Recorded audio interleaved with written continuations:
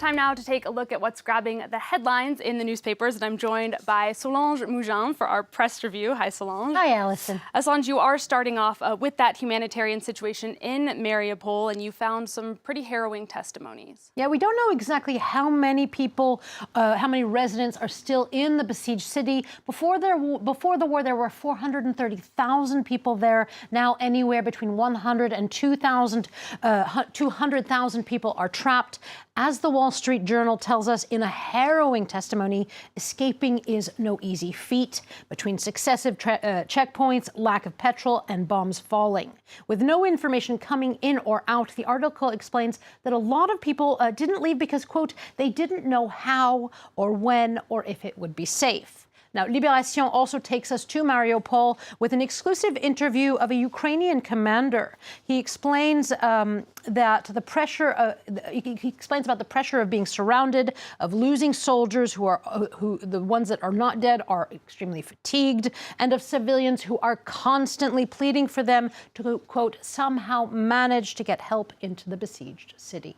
Well, Joe Biden did announce an additional $800 million in military aid to Ukraine. How is the press covering that, Solange? Well, there's a lot of coverage on Biden's updating Teddy Roosevelt quote about a stick. As the New York Post tells us, Biden said Washington would, quote, speak softly and carry a large javelin, which is the name of an anti-tank weapon. Now, this is the second arms package in 7 days for the U.S. As the Biden administration says, according to the New York Times, that the next few weeks will be decisive in the outcome of the war, with things escalating in the Donbass. Now, for The Guardian, Putin is preparing to declare victory, and potentially before May 9th, which is Russia's Victory Day. In an opinion piece, Keir Giles of the Chatham House argues that even the tiniest of territorial gains will allow Russia to declare the war a success, which would give Putin the propaganda tool that he needs for his next upcoming election. It would also allow him to pull back and potentially to regroup. But the next war would arrive sooner or later, the paper says, and the military analysis site 1945 agrees. It writes that if past conflicts, if history is a guide, the Russian army has pulled back and then returned with a new plan. They've done this before. It was the case in Japan in the 1930s and with Chechnya in the 1990s. So even if the war ends, the Washington Post argues that the pressure will need to stay on Moscow. And the only way for this to happen is for countries to remain united, they say. This can only occur, the Washington Post says, if energy prices decrease, notably in Europe, which means, the site says, that nations like Saudi Arabia, the Emirates, and other Gulf states need to increase the production of oil.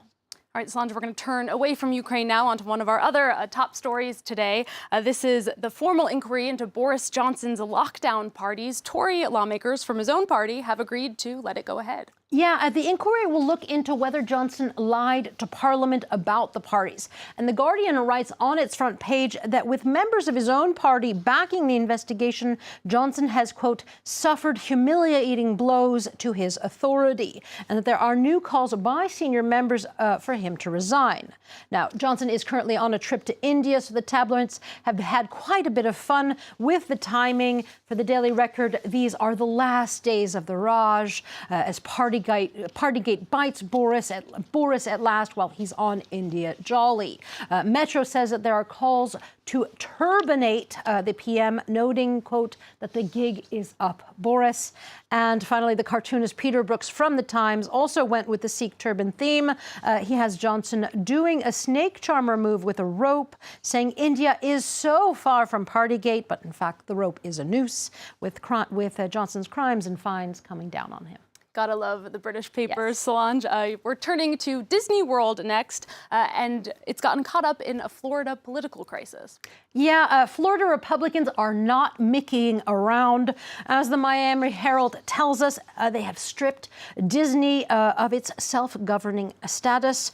Now, the paper explains that the move was actually pushback against the Disney company for coming out against a law that prohibits discussion of homosexuality for elementary schools or children under the age of 9. It is known colloquially as the Do Not Say Gay law, but the move to make Disney pay for coming out against this discriminatory law could actually end up being harmful for Florida taxpayers. CNBC says that they could face $1 billion in debt if the special status is revoked, making the main proponent of the Don't Say Gay bill, Governor Ron DeSantis, potentially even more cruel if we follow the train of thought in Michael DeAdder's cartoon, where DeSantis has become Cruella DeSantis, hoping to skin Disney puppies and potentially his constituents as well.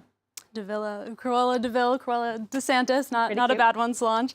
We're going to move from dog hair to human hair quickly. You found an article for us about people who want to take it all off. Yeah, the New York Times explains that shaved heads are getting people buzzing, and that the baldy look is a big thing this year, with more and more women and men cutting off their locks, lockdown shags to feel the breeze in the air. Many, the paper says, feel it is liberating and exciting with the power to shock. I, for one, will not hopefully ever do this in my lifetime. No interest whatsoever. I feel like I need to restrain because I probably wouldn't look good, but the idea sounds amazing. So I'm very, very tempted. All right, Solange Moujon, thank you very much for that look through today's papers.